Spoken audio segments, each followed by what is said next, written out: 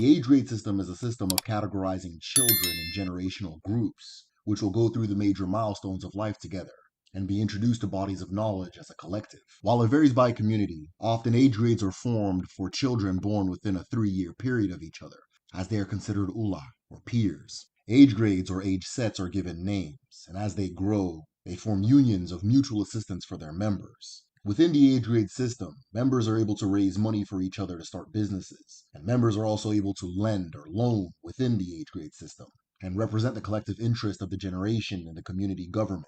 thereby checking the powers of elders over them. The age grades also exist as a measure of achievement, as one is often considered a success or failure based on how they measure up to the achievers within their age grade. As the age grade grows older into adulthood, they may collectively organize to sponsor community projects, such as the building of schools, roads, and hospitals in contemporary times, or as general economic support for members, which offer